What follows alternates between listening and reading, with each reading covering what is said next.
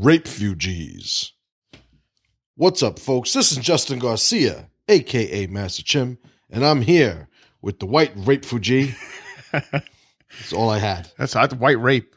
White rape. I didn't want to do that. I didn't want to do the white rape. Patrick Kelly, white boy Pat. What's up? And welcome to another episode of The Pressure Project. ThePressureProject.com is our website. Info@ThePressureProject.com is our contact email. ThePressureProjectMembers.com is our membership site.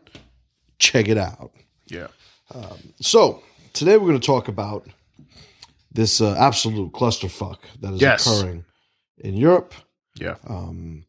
I think everybody on our side of the fence not only anticipated this, but it's not shocking at all. Publicly predicted this. Yeah. Much to the dismay and denial of those on the other side of the fence on this issue. And sure as shit, here we go. Yeah. Winter's coming, starting to get a little frosty. Yeah. The snowmen are starting to appear. Correct. So what went down in Europe, Germany specifically, Cologne, Germany, was on the New Year's celebration. There were hundreds of attacks, criminal attacks, the vast majority of which were done by those of the Muslim persuasion. Yes. And who are from Germany originally. Who are from Germany. So let me read one of these. Let me read one of these little clips that we copied and pasted off of some site that we're not even going to give credit to. Correct. Sorry. Police in Cologne say the number of criminal cases relating to violent attacks in the city on New Year's Eve has risen to above 500. The German Justice Minister, Heiko Maas, said the authorities needed to work quickly to establish whether Cologne's violence was linked to incidents reported in other cities. Interesting. The chief of police in Cologne has been sacked. That means fired. In the wake of the scandal, after up to 1,000 men were allowed to mug, accost, and sexually abuse women in coordinated attacks in a city square. Interesting. So, chief of police sacked. They need somebody to get rid of. You know, there's the scapegoat. Got rid of him. Yeah. Coordinated attacks. So what they're saying is, I don't think the implication here is that there's some evil genius sending out his Muslim minions to touch white titties. No. I don't think that's happening. No. It seems like what had happened was these large groups of migrants or Muslims were together celebrating, organically probably formed these little, groups and just went around like a swarm of locusts. Like cockroaches. Right, grabbing butts and touching titties. It wasn't as, not to trivialize the severity of those types of attacks, but it certainly wasn't as extreme as some other experiences. There was arrest of 3 Syrians in Germany over the alleged gang rape of 2 teenage girls on New Year's Eve. And it's fueled a lot of anti-refugee sentiment after hundreds of women across the country came forward to claim they were sexually assaulted the same night. So this is a story from another news source. A 21-year-old man and 2 14-year-old boys are understood to have detained in the town of Weil am Rhein on suspicion of taking girls aged 14 and 15 captive and gang raping them in an ordeal that apparently lasted several hours. Prosecutors say the alleged rapes took place at the home of the oldest suspect in the village of Friedlingen after the girls attended a New Year's Eve party there. So, good going. Yeah, good. That's great. Police are hunting for a 4th alleged rapist, believed to be the 15-year-old brother of the oldest suspect, according to the Telegraph. Okay. Now, this is important. Yes. Right, and this is very much in line, congruent, if you will, with so many of the things we have said. This next little part, the newspaper said that the 3 Syrians are not asylum seekers. Okay. citing local police as saying the 21 and 15-year-old suspects are long-term German residents, and the 14-year-olds live in Switzerland and the Netherlands, respectively. Okay. So what's always the word that I use when describing Muslims in the West? What, the Muzzies? Incompatible. Incompatible. So you have people here who want to say the argument against disallowing this presence Yes. in your countries, that they want to say, well, it's not all migrants are bad. These people are asylum seekers. They're from these war-torn countries. Yeah. And listen, I understand the value of women, children, even men who are so far beyond the curve that there is no getting back in seeking asylum. I understand that. I understand its premise. I understand its value. I understand, the benefit of having an option of sort of regrouping somewhere. Yeah. Preserving your identity, putting yourself in a situation where at least some sort of plan or future can be devised. I understand that. I get that. To some extent, I agree with it. Yeah. That being said, having an identity in your midst that has a level of incompatibility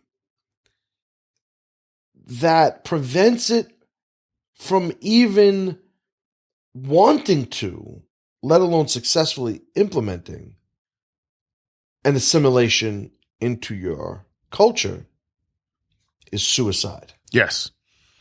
These people, and I'm speaking of Muslims, Yeah. from these Middle Eastern and African countries who are present, in these European countries that we're talking about, these people have an identity and a culture that is so incompatible, they can't help but to not fit in. That's true. They can't help but to not fit in. No. If you have an Irish and Italian, right? Yeah. my grandparents, you have an Irish and an Italian men, they might argue about what to drink. They might argue about what sport to play. They might argue about what food is best. They might argue about a whole bunch of things. Yeah. But they're compatible 100%. as soon as they both decide to become so. Yeah. They're compatible. Yeah. They share religions.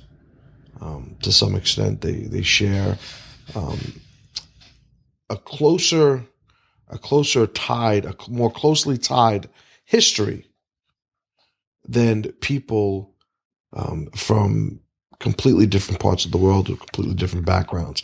Now, it's not to say, and I've said this before, it's not to say that a Muslim cannot assimilate into Western culture. No. To say that would be just wrong, inaccurate, fraudulent, and I'd be lying or I'd be a fucking retard if I said that, because so many have. True, they have. But not these people. No, not them. Not these ones. Yeah, not Right? these specific people we're talking about. These no. people who are migrating to these countries, the way that they're doing it, the means by which they're making these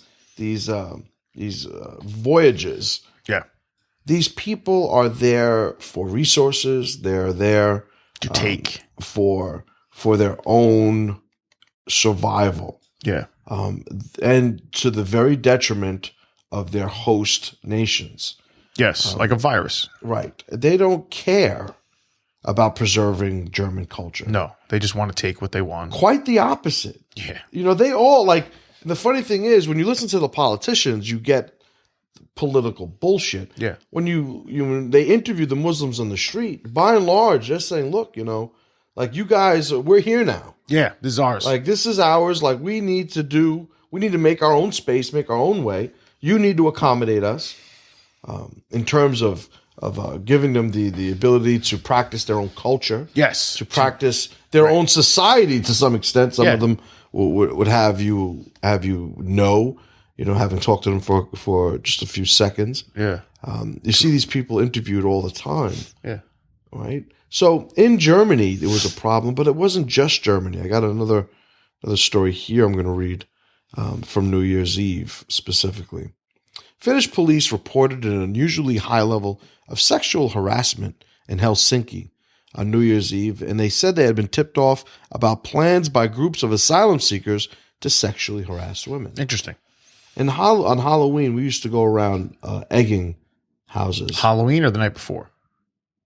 Well, it's kind of All Hallows Eve, I mean, well, I'm saying like Devil's Night or Mischief Night, they call it. Does it really matter, Pat? No, I'm just curious. Does it really matter, you fucking robot? Whether we did it the day of or the day before? I don't know. Illustrating the point in the context that I am right now. Does it really matter? To me? No, not to you. To me, yes. To everyone To the else, podcast? No, not at all. All right. So, on Halloween, On Halloween. maybe the night before, maybe both nights. Who the fuck knows? We threw eggs. Yeah. I did it the night before. Threw eggs. On New Year's Eve, Yeah. they planned to go sexually harass women. Now, it's not to say that these people went and said, we're going to rape some bitches. They might have. They might have done a million things, but Yeah. it's not to say that had to have occurred. True. My point being, it's very possible and very probable that when you have that amount of energy, that amount of men of questionable character, who have a culture that pretty much looks at people outside of their religion as not counting as much in terms of the rules on how to be a good person, it's very probable that you would expect these things to escalate. Yeah. On occasion. 100%. The recipe is there. So excuse me. So going on, to quote one of the police chiefs, there hasn't been this kind of harassment on previous New Year's Eves, or other occasions for that matter. This is a completely new phenomenon in Helsinki.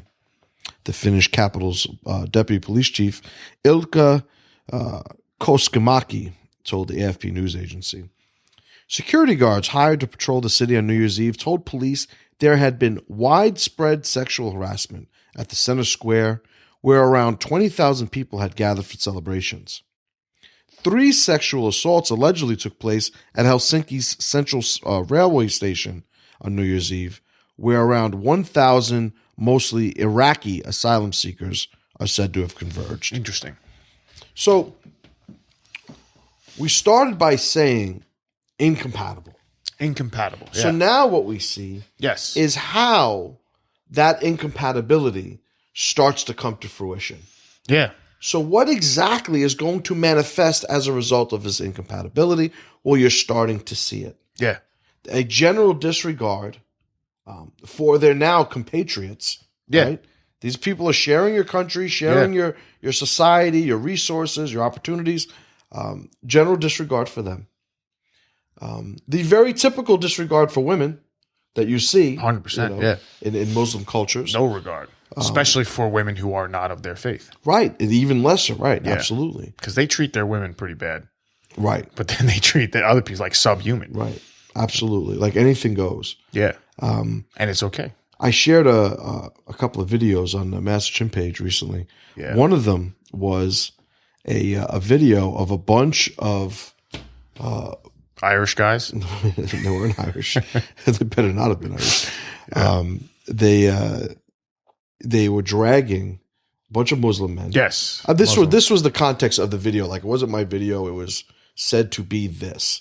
I didn't make sure that this was the case. So I think it's worth saying that, mentioning that. But there's so many of these videos. It's just, anyway, a bunch of men of Arab descent, dragging a white woman who was screaming at the top of her lungs, and it looked like something out of like a horror movie. It did.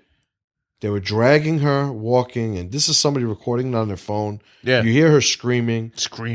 You realize at some point, because there's so many men there, she must have been either thrown to the floor or fell to the floor, and then you just see them like piranhas on a fucking corpse. Yeah. You can't even see her. She's under them on the floor. Yeah. And you see the men laughing and jumping around, and it just enrages you.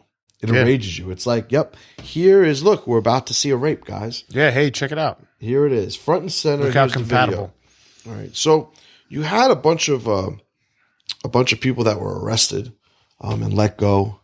One of the big things that the German government was really sort of facing a lot of backlash for was they had sent only like 1,000 police officers to police the New Year's Eve celebrations and everything. But when there was an anti-immigration march, they said something like 15,000 or something like that. You're starting to see the rise now. Remember, winter's coming, right? You're starting to see the rise now of a backlash of the natives, the native countrymen of these nations. And it's going to happen more and more frequently. And I can't wait to see it happen more and more frequently. Yeah. When I look at these videos, the video that we just described. Yeah. What if that's your mother? What if that's your wife? Yep. How many people would you want to go absolutely berserk on? All of them. All of them. That's exactly right. All of them. You know? Yeah. And it's just a matter of time before that happens. I remember when I was a kid in school, if you had two kids that were constantly bickering. Yeah. Do you remember what the teacher would do? No. You know, you always get these questions fucking wrong. You just stopped answering. They would hit us with piano keys. No. Piano legs. They would tell the kids to get up and they would separate them. They'd separate. Okay. You sit over here, you go sit over there. Oh. Yeah, they did Typical, right? Sure. I'm not fucking just making shit up here, Pat, right? I know. This is true. I don't know where you were raised, some fucking IBM fucking laboratory or something. They would have us run But subroutines. normal children... They're like, you go run some subroutines over there. Get out of here. So they would separate them. Yeah. Why? Because these two kids' personalities were incompatible. Yeah. When they would separate them, the kids wouldn't necessarily fight with the people they were next to now. Yeah. It's just every once in a while you have something that is just socially incompatible. You have two groups, two identities that are socially incompatible. And this is what you're seeing. Yeah. So what's going to happen is you have a bunch of people, right? They use the term pathological altruism. This, excuse me, this almost mentally ill type of behavior, meaning they do it to a pathological level, to a detrimental level. Correct. Where they have the sense of altruism. They want to help people. Yeah. They want to give people the benefit of the doubt. They want to give those who don't have, if they have. You know, they see it as right, as we're supposed to help them. Yeah. And it's nonsense. In practice, it is nonsense. They want to apply the instincts and protocols of a family to the world. Yeah. The numbers don't scale. They don't. Right? The benefits, the interaction, the dynamics, the formulas do not scale to society's level. They don't do it. So when you see these people come in, you understand how the Europeans will allow it to happen. You understand they're battling their own biological instincts to help these people. Yeah. It's a very European thing, right? This is how the tribes of Europe survived those winters, right? All of the trials and tribulations of living on those lands. You needed a sense of tribe. You needed a sense of altruism. Yeah. Really. You needed to understand it's not just about me, it's about us. It's us against the land. Yeah. The group survives. Right. The group survives and we look out for each other. So that's very much embedded in who these people are, subconsciously, genetically. Yeah. But now you're starting to see their rational mind is starting to catch up. Yes. The rational mind is starting to catch up and is starting to see exactly what's happening. I just saw a video. Were you watching it with me? Which 'Cause one? we were doing our research with the Swedish deputy prime minister crying. Yeah. So he was not speaking English though. no, So it was the guy. That was the I think the president or the prime minister, and the deputy prime minister was the woman. Okay. She was the one crying. Yeah, I saw the video. And they were crying because they're on the news channel or they're on TV in Sweden, Yeah. acknowledging that Sweden now has to change its immigration policy. We have to tighten the immigration policy. Welcome to the party, pal. Welcome to the party, pal. This is exactly what everybody's waiting for. Yeah. Right? Took long enough. But even then, this woman is crying, right? I think deputy prime minister. This woman, we'll call it deputy, right? Yeah. Deputy dog. This fucking deputy idiot is sitting there crying because people who she doesn't even know, she has no connection to. They're not her people. They're not her people because those people aren't going to receive the benefits from her people who are suffering, and it's the impetus for the entire change in the first place. Yeah. We have to change this immigration policy because my people are suffering. Yeah. And I'm going to cry because other people aren't going to be able to get any more of my suffering people's resources. Yeah. They can no longer drown in the tears. She's sitting there crying. Now, if I thought she was crying because she was so fucking happy, she was like, about time these fucking... She's like, I'd be all right. for it. I'd be all for it. But that wasn't the case. No, she's sad. So the level of delusion in these people is just remarkable. It is. It is remarkable. They want to help so much. Yes, like beyond their rational ability to even process what that means. They'll give away all their stuff and die. Right. Absolutely. Makes no sense. So when we look at what's happening, the backlash, right, the pushback, we're starting to see nationalist, identitarian type groups forming and becoming more and more popular, gaining momentum. You're going to see more violence because not everybody's going to be able to articulate their positions, their resentment, their hostility. Not everybody's going to achieve a level of catharsis by marching or by writing letters to their government or, all these other non-violent means. Yeah. Some people aren't going to be appeased by those means. And I would argue this could escalate to a point where nobody will be appeased by those means. I agree. But as we start raising the pressure, right, of that potential conflict, the people who are not intellectuals, the people who are not the debaters, the academics, the effective speakers, the low-hanging fruit, right, the blue-collar guys, the guys that they don't want to figure out the world. They just want to make it through the week of work so they can go to the pub on Friday.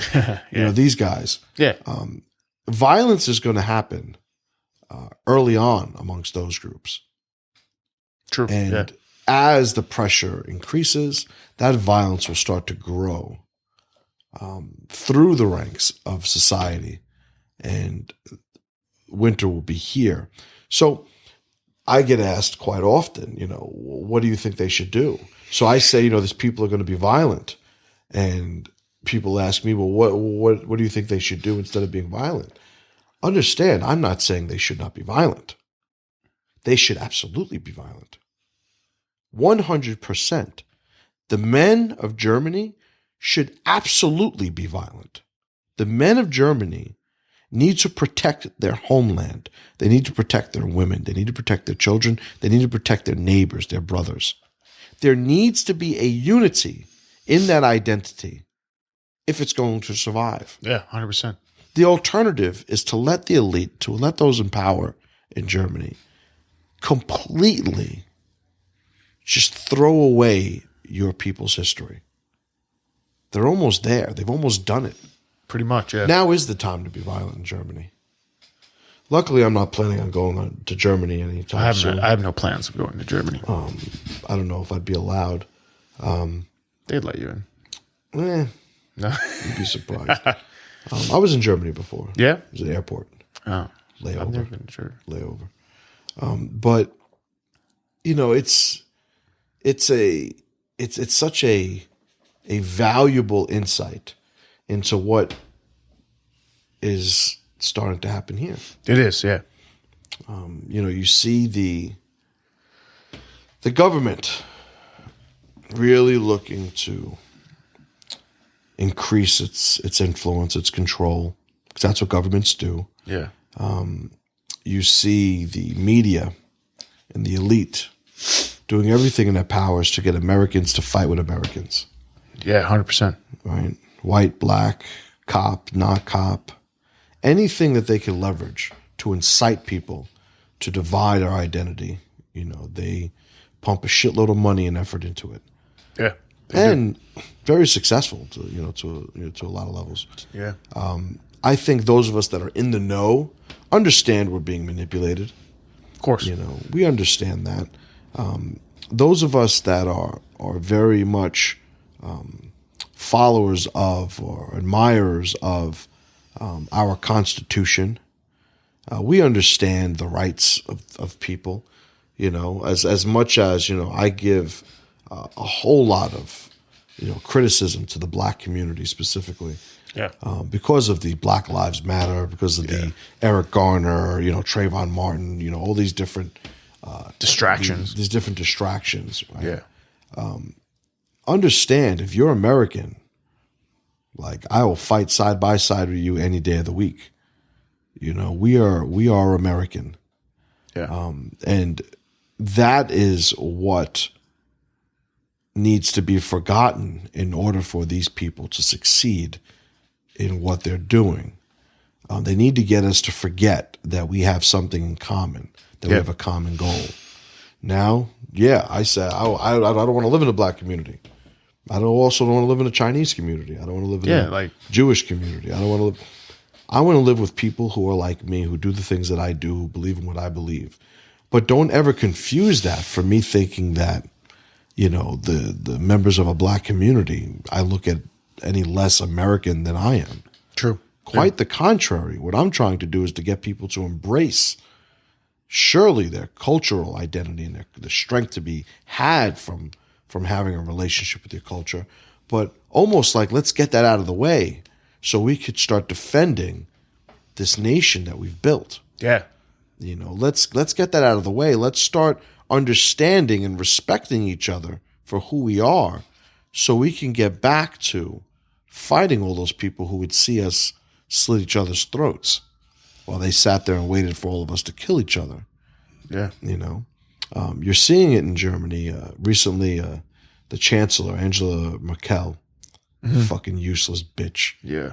You see her saying, well, we're going to change the policy somewhat because these people have to understand they need to respect our laws. Oh, yeah? If they're here. It's like, no shit. Yeah, do they? But she's going to do just enough. Just enough. Yeah. Just enough to keep everybody at bay, to allow everybody enough of a disconnect, right? A suspension of disbelief to keep abiding by the game.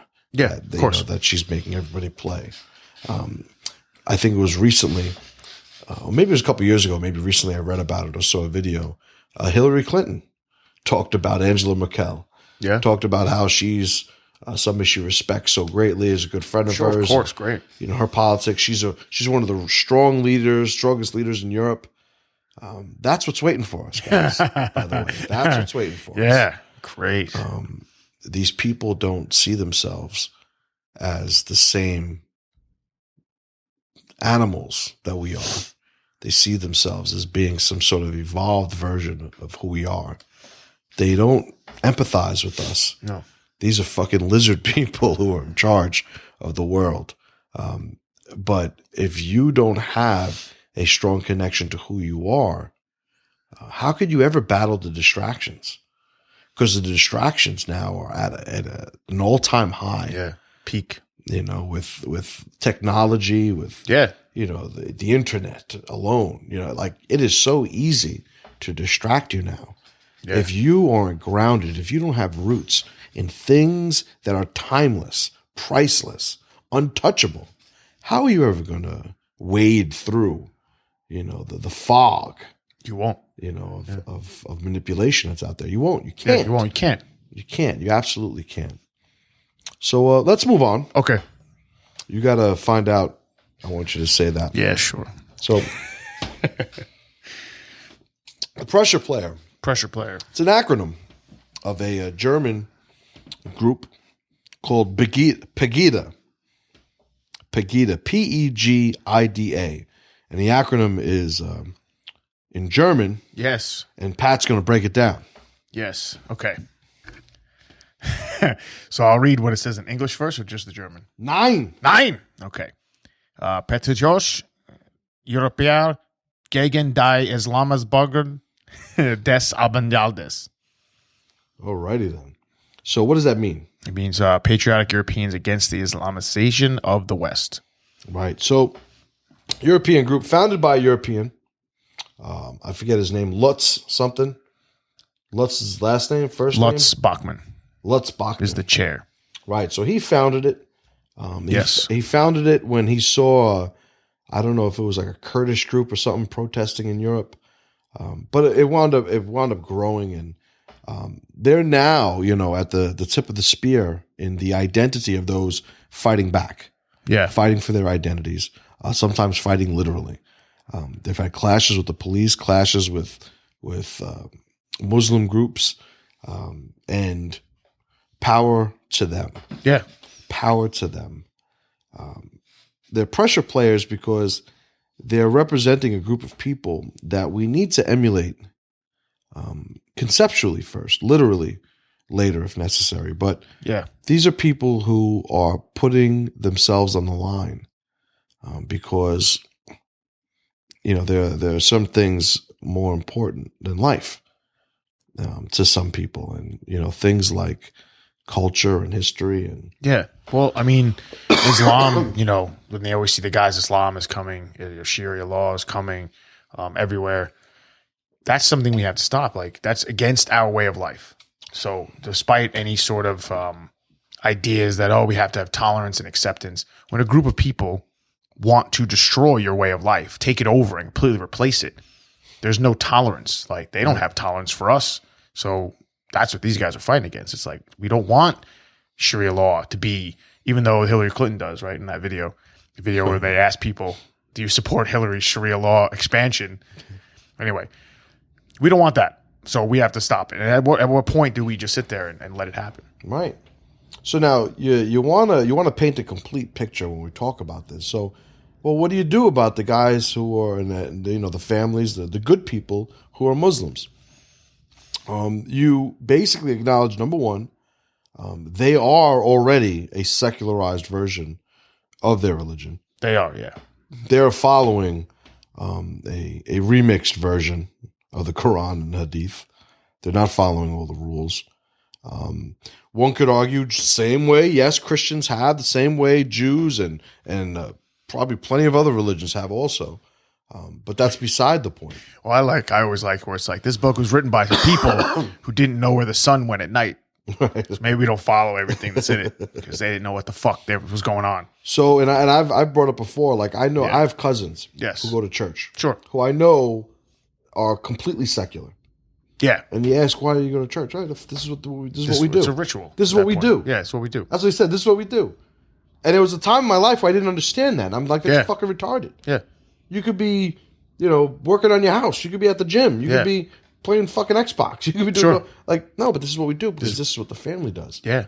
So I understand it. So that makes sense, Right. And I had to evolve my own position on that. But the whole thing is, when you look at these people who are, by and large, good people, but they happen to be Muslim, well, how do you reconcile that? How do you keep these people here? Well, you keep them here the same way we keep everybody here. Yeah. Do you, in your fucking house, amongst your own people, do not try to change the society you live in to accommodate who you are. Correct. Because when you start stepping on people's toes, they're going to start kicking you. And that is the consistent problem that Muslim communities face wherever they are on the planet. Yeah. It's not enough to just be allowed the freedom to practice who they are in their rituals. It's just some of the rituals happen to be to change everybody else's rituals. Yeah. You know, and that's the problem. That's where shit goes sideways. You know, do I know Muslims who are good people? Absolutely. Sure. You know, and that's one of the things that's lost a lot of times with it does so much of, you know, the rhetoric that we share. Of course. And whatever. I mean, it's not like that's not the battle I'm trying to make sure gets fought also. You know, defending the good Muslims. That's not my battle to fight.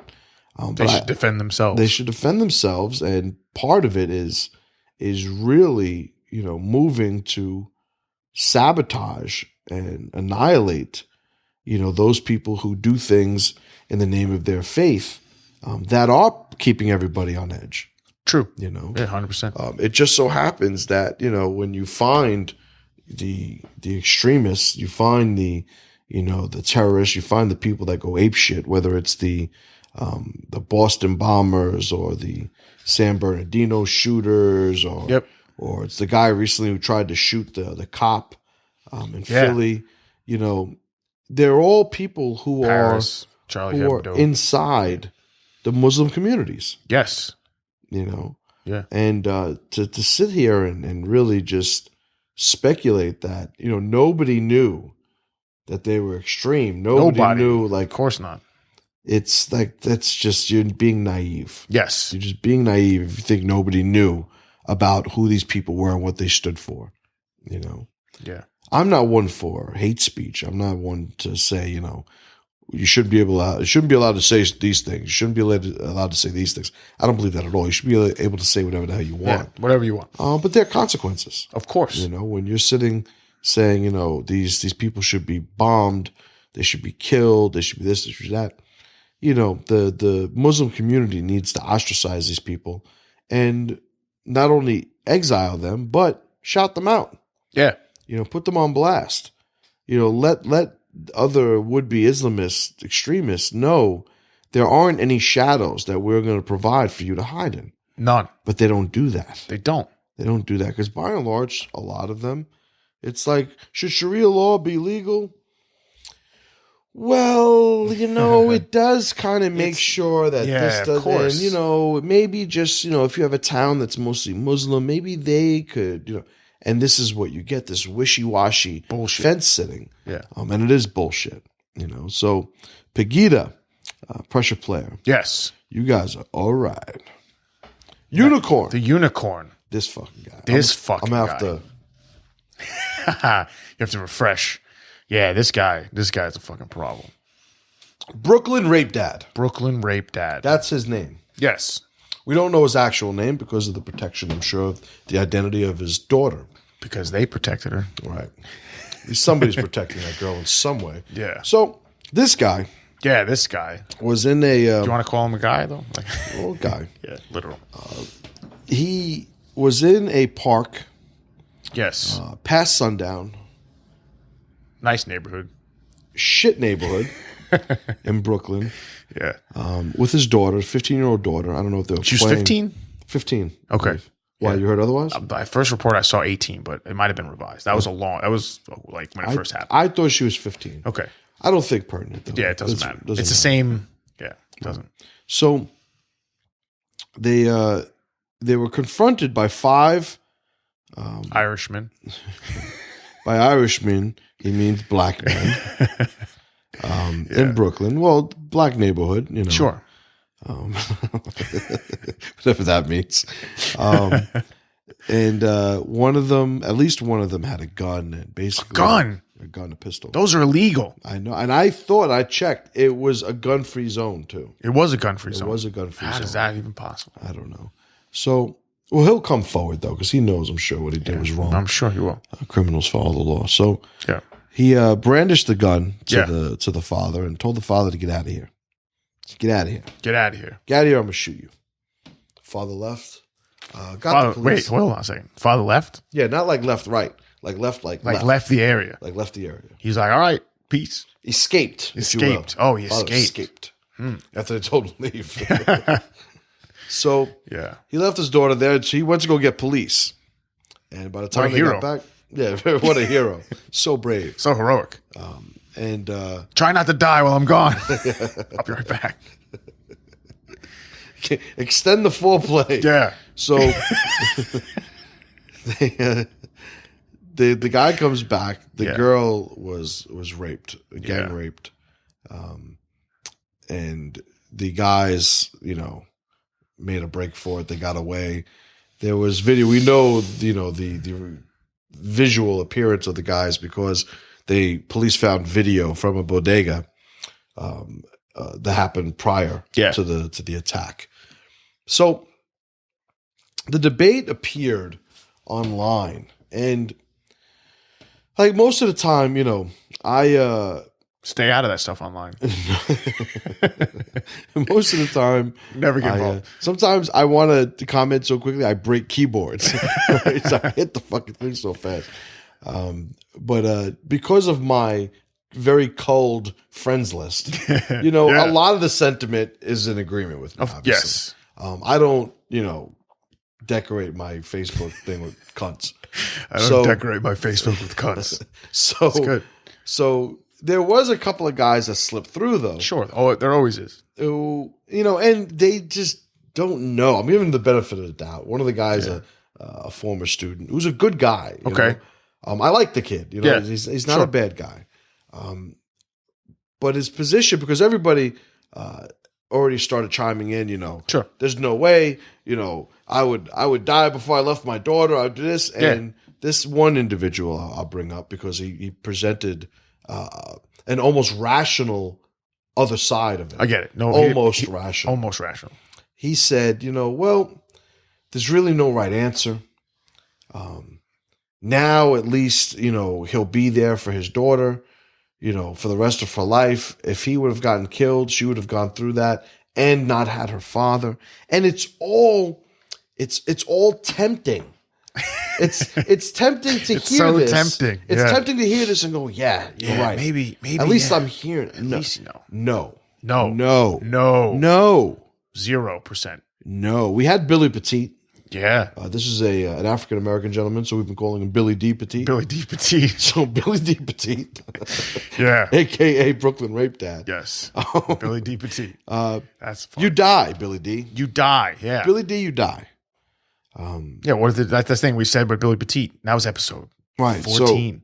So one of the things that first off we have to understand is there are things that are more important in your life. Yes. There are things that are more important in your life. And if there's not, then you need to reevaluate. So we could be rational. We could say, the position of saying, at least you're alive, you could be, well, we could rationally, go after that and say, well, when you leave the park, there's no assurances that you're ever going to see your daughter again, number one. Correct. So it's wrong for that. Come back to a body. Right. Come back to a body. Yeah. Or kidnapped or whatever the case. Or whatever. So it's wrong because of that. Number two, thinking about the relationship, and I obviously just have my little girl. Yeah. You have your little girl. Yeah. I am so in love with my daughter. It's ridiculous. Yeah, I'm in the same boat. So immediately, these are the connections. Of course. Want to know how bad I am? How? A couple weeks ago, they had a picture of Ronda Rousey. Yeah. With her butt. The paint? Yeah. She didn't have a bikini on. It was a painted bikini. Yeah. Ronda Rousey's ass. Yep. The only thing I could think of is I'd kill my daughter if she did that. She's not going to. I have to do a good job so she's not doing painted ass pictures. Yeah. I agree. For me. Yeah, I think the same. But that's the point. Like, I'm at the point now where Ronda Rousey's ass is right there, and I'm thinking my daughter better never do that. I have to do a good job. Yeah. Anywho. So when I think of the relationship or the dynamic between a father and a daughter, number one, if I'm in that situation, right, same situation, it's important that I acknowledge I fucked up a long time ago. Yeah, there's a lot of mistakes. I volunteered us for this. 100%. Here we are, my weaponless, weaponless, outnumbered, dark, in a bad area. Bad area. Statistically, this is where bad shit happens. Yeah. He fucked up a long time ago. Fucked up a long time ago, bro. Yeah. And Yeah. and you have to acknowledge that. So that is the position that you are acting from. Correct. When this goes down, it's like, holy shit, I fucked up. So you're already behind the eight ball. Yeah, you are. You're the one that You're the one that needs to answer for this. Correct. Your responsibility. Because you just led your daughter into this situation. Yeah. She's not culpable. She's a daughter. She's a child. Yeah. You're the parent. You're in charge. Correct. This is where you led her. This is what you did. So number one, I can't get out of this scot-free because this is my fault. It is, yeah. Yes, it's your fault. I'm not going to leave her here. It's not her fault. It's my fault. Yep. It's my daughter, but it's also my fault. It is, yeah. I can't leave. So you say, well, what do you do? Well, you try something. Something, yeah. What are you going to try? I'm going to try anything I could, knowing that I'm probably going to die. Correct. They got the jump on me. If there's a, there's a a distance. reactionary gap issue, like. Yeah, and we're not going to get into like the superhero kung fu. Like all that. No, we're probably going to die. Yeah, most likely. Probably going to die. So the people who post that stuff, I would have done this. It's like, okay. It's like, listen, you, by all means, have protocols in place, but understand you're probably going to die. Yeah. So you can't say I'm going to act so long as I think I'm going to live. No. Yeah. I'm going to act even though I'm going to die. I posed this question to my son, and he started with what he would do. And I was like, no, we're not talking about what you would do. What is most likely going to happen? He's like, I'll probably die. Right. And I was like, okay, that's what we're talking about. Like, I don't want to hear about the flying kick or anything like that. Right. Like, let's get to reality. And what happens is when you avoid reality, you wind up having all these weak protocols designed. Yeah, 100%. Even to the point of having a father leave his daughter. So number one, you gotta. Yes. I fucked up a long time ago. This is my fault that we're here. Yeah. I never should have been in this situation. That being said, I'm probably going to die if I do anything, but I have to do it anyway. Why? Because it's the only way that you could attempt to salvage your honor. Correct. It's the only way. Yeah. Yeah, but once you die, they're going to rape your daughter anyway. Well, once I leave the park, they're going to also. Correct. Which is the better option. But before my daughter, who I've already pretty much written the check for what she's about to go through, before she cashes in that check, she's going to see her father give his life. Yeah. Because of it. She's going to see her father give his life rather than sit there and watch that happen to his little girl. One of the things I brought up when we were discussing this yesterday amongst the guys, I was saying there had to be some dialogue between the daughter. What does the daughter say to the father as the father's walking away? Just go, save yourself. I doubt it. Save yourself, get out of here. I doubt it. It's not worth it. I got this. Yeah. Yeah. How do you not assume it's okay that she's not saying, Daddy, don't leave me. Yeah. Don't leave me alone. Yeah, it's not like in the movie, it's okay, save yourself. I'll be all right. She's a 15-year-old girl. Yeah, she's not going to be. She knows what's about to happen. Yeah. She knows what's about to happen. She has to say something to that effect. Yeah. Speculation, but very logical. It is. So you give your life. You die. Yeah. You die so that your daughter sees you give your life as pretty much a sacrifice for the mistake that led you to sentencing her to the experience she's about to have. Yeah. And is there a small chance that she gets away because you die? Again, that is the second level, similar to what we would do tactically in the situation. Yeah. There's a level of that. You could say, if they shoot you, it's a loud noise. Maybe they run. Maybe they shoot her right afterwards too. They might have to. Maybe they shoot, the guy freezes, the girl runs away. He doesn't want to shoot her, or he's a bad shot, right? He's shooting fucking high left, right? He's terrible. He's doing that. And she, we could run those scenarios, but we have to first get down the logical positioning prior to that. So I'm going to make sure my daughter sees me die before she ever sees me leave her 100% in danger. Correct. My daughter will never see me walk away from her in danger. Abandon her. None of my children. None of my brothers will. No. No one in my tribe will. No. Yeah. Strong legacy and a good death. That's it. Everything else. Good death. Motion and fanfare. So I don't think this guy ever thought about a good death before in his life. He never thought about anything, Yeah. that mattered. No. So they, excuse me, they raped her. Yep. They got back. The girl's, obviously getting medical attention now, and he'll probably be fine. You look at Billy Petite. Yeah. Billy Petite remarried, new kids, running for office, I think. Is he? I think so. Jesus Christ. So why would Billy D. Petite be any different? True. Maybe they'll give him a parade. Yeah, so brave. Yeah, so brave. So brave. The way you left your daughter to go find somebody help. else who would give their lives for your daughter. Oh, wow. So the police, you go and get the police. By the way, the police would lose their lives defending your daughter right now. Yeah, they would. That's Let me go and get two strangers to sacrifice their lives for my daughter because I'm not willing to do that. Correct. Because I got someplace to be tomorrow. Yeah. So Brooklyn rape dad. Yeah. Fuck you. I hope you fucking die by your own hand. Yeah. Well, I don't think he has even the sense to do that. No, he doesn't. Maybe he'll slip and fall out on top of a knife fucking 30 times. Maybe she'll do it. Wouldn't that be a twist at the end of the movie? Yeah, sure. Anywho. And I think she should be, she's right. My opinion. Yeah, I mean, stronger cultures, they wouldn't even have men like that, but yeah, they would deal with men like that. Yep.